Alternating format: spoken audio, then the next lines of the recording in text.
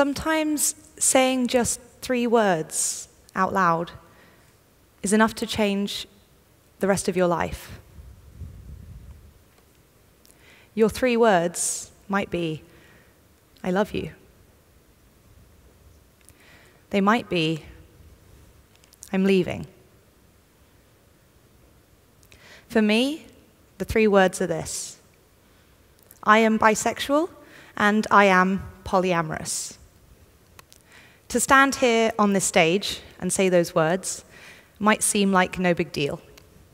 And in many ways, you're right, it's not. After all, I'm not really saying anything controversial. Being bisexual just means that I love people of all kinds, men or women or anyone in between. Being polyamorous means that I'm not monogamous. In other words, I think it's possible to have more than one loving relationship at the same time. I'm also single, so clearly that's working out for me. I'm very open about who I am with my friends and my colleagues, but I kept it a secret from my family for my entire life because I was scared they wouldn't accept me, and I didn't want to lose them. That all changed 1 month ago when I finally came out of the closet to my family. Some of my family members have been extremely loving and accepting. And others, unfortunately, had a very negative reaction. One member of my immediate family even told me that I could not go ahead with this talk because this is something disgusting. This is something that I shouldn't be proud of. I was threatened. I was blackmailed. I was even bribed.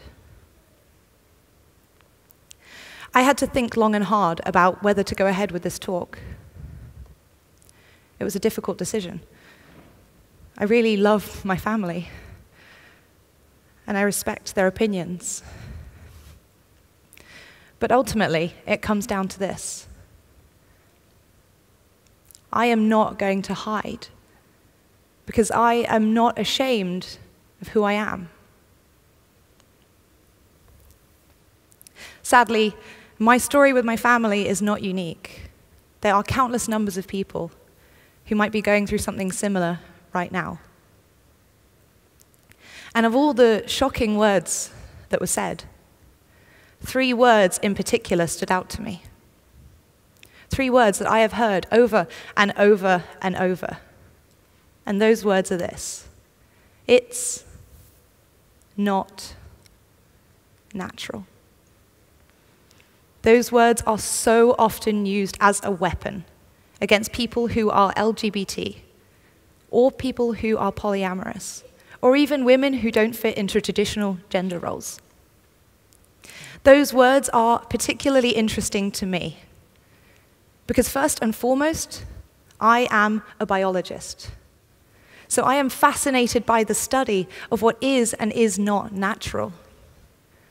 I'd like to spend the next 10 minutes really breaking down this idea, trying to understand what it really means, and having a look at some of the amazing things that we do actually see in nature.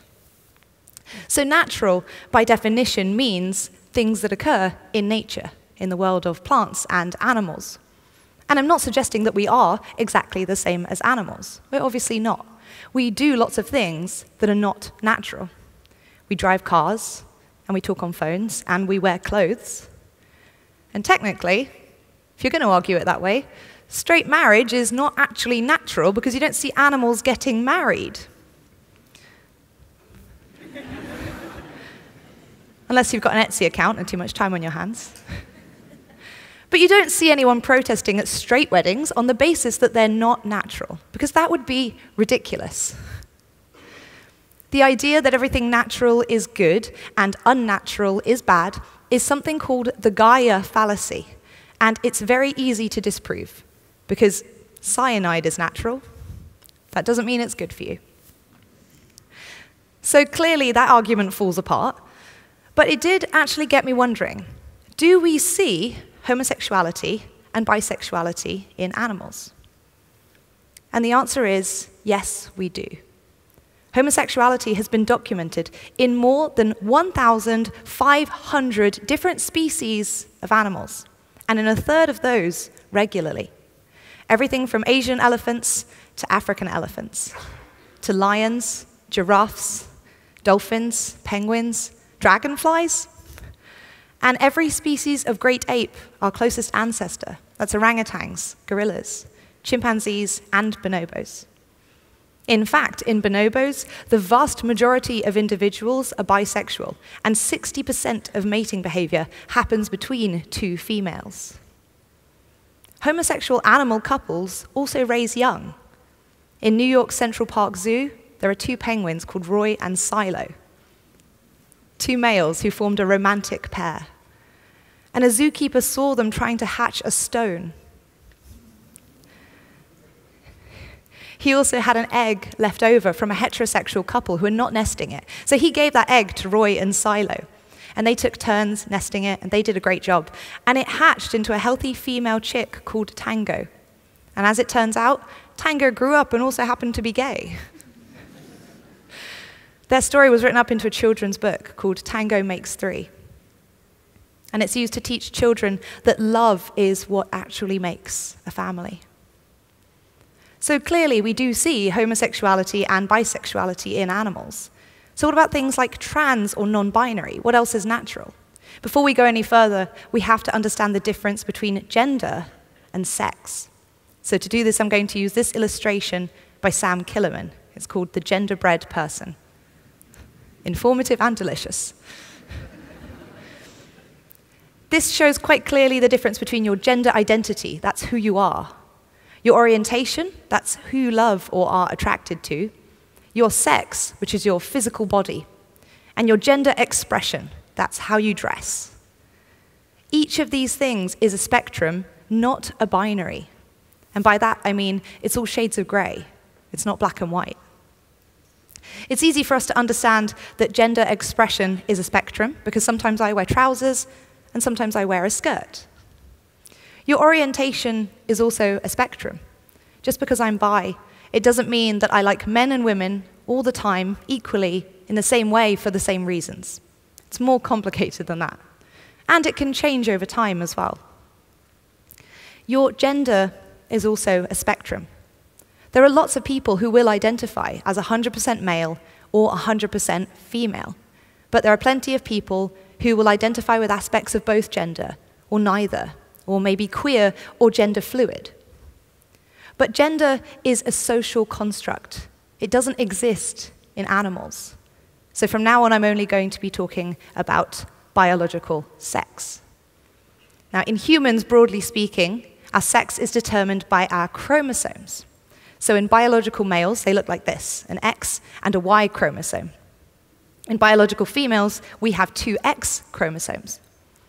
It's very important to remember that even at this fundamental level, there is variation.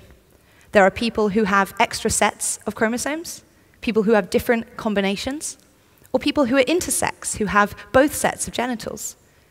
So even the thing that we may consider a binary simply is not. But broadly speaking, we can say that sex is determined by chromosomes in humans. So is this true of all animals? Let's have a think about the birds and the bees, starting with the birds.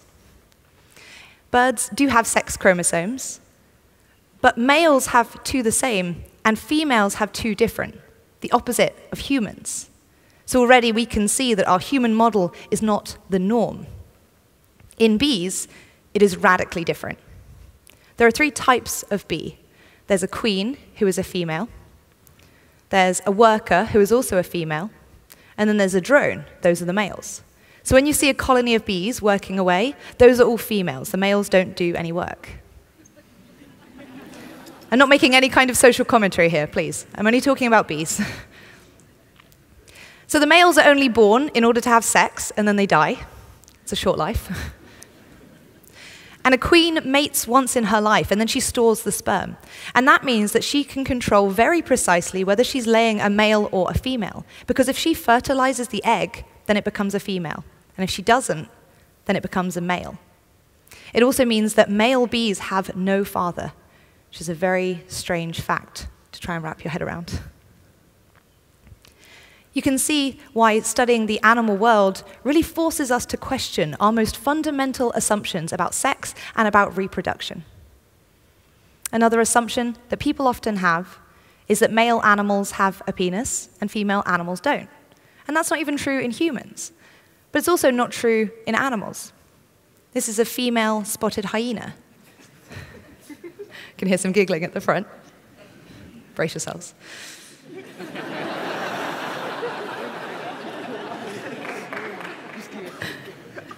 The female has genitals, which are called a pseudopenis. It's actually a modified clitoris, and it looks just like the male genitalia, except it's larger.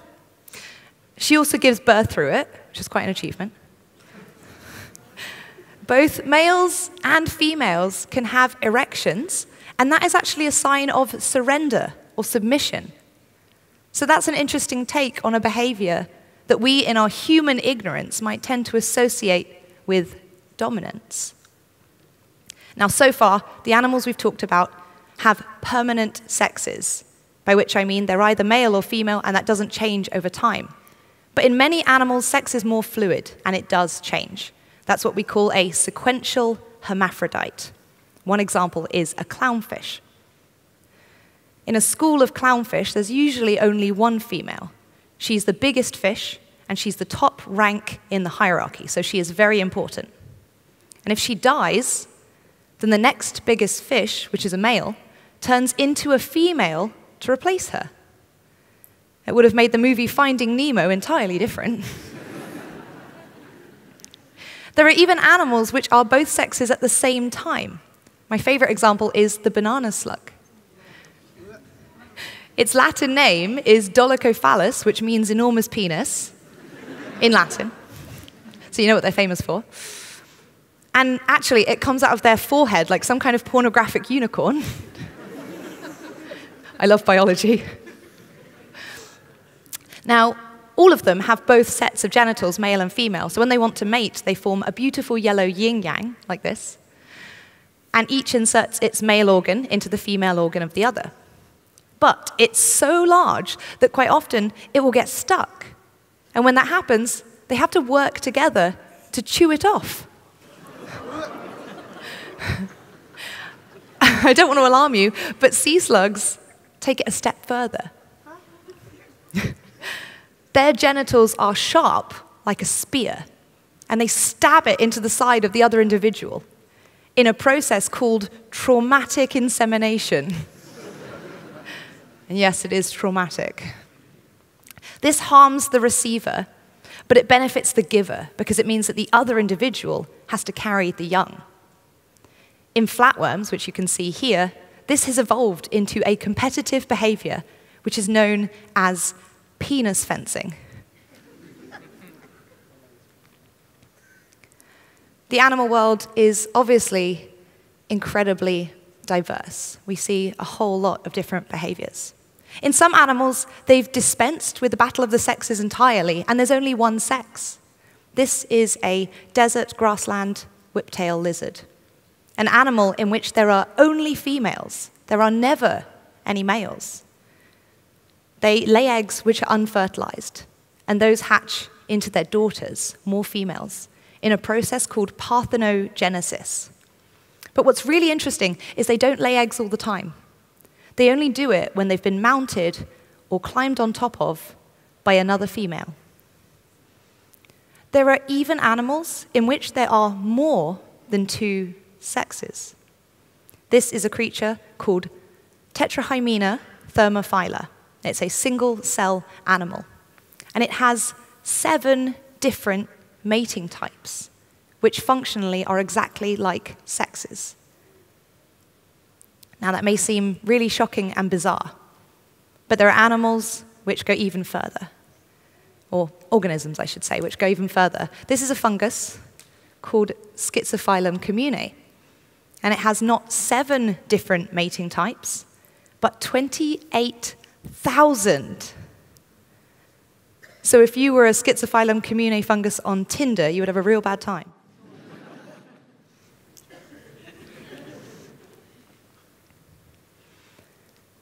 The world of nature is diverse and eye-opening and amazing. Clearly, biology cannot be used to justify bigotry. In fact, I would say the opposite is true. The more we look and study the natural world, the more we are forced to question our own most fundamental assumptions. If you remember only 3 words from my talk, let it be as follows. This, all of this, this is natural. Thank you very much.